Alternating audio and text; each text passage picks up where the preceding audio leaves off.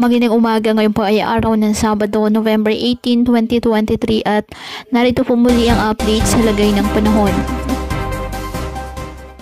Nasa loob na nga po ng ating Philippine Area of Responsibility ang binabantayang low pressure area.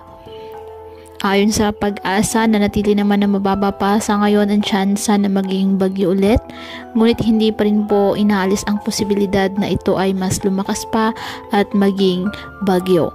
Ngayon pa man, nagpapaulan na po ang trough extension nito sa iba't ibang bahagi ng ating bansa. Habang shoreline nakakaapekto pa rin sa eastern section ng southern Luzon at hanging amihan o northeast monsoon nakakaapekto sa nalalabing bahagi ng Luzon.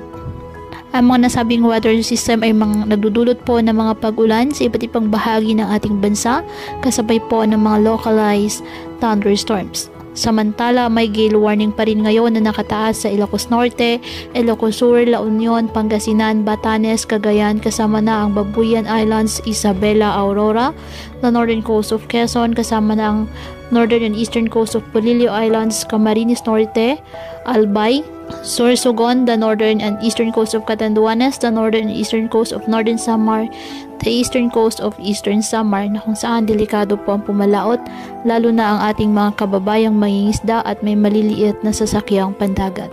Ngayong araw, ang Visayas, Bicol Region, Northern Mindanao, Caraga, Davao Region at Palawan, apektado po ng shoreline at ng trough ng low pressure area, kaya asahan po dyan ang maulap na kalangitan na may kalat-kalat na mga pag-ulan at thunderstorms.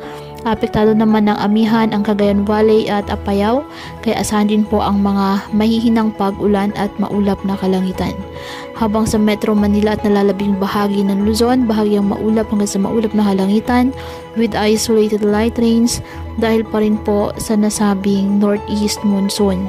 Ang nalalabing bahagi ng Mindanao, bahagyang maulap hanggang sa maulap na kalangitan with isolated rain showers or thunderstorms dahil naman po sa mga localized thunderstorms.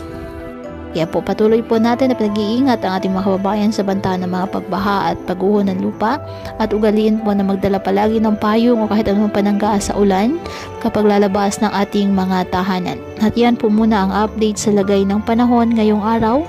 Muli patuloy po tayo na mag-ingat at palaging tandaan, God loves you.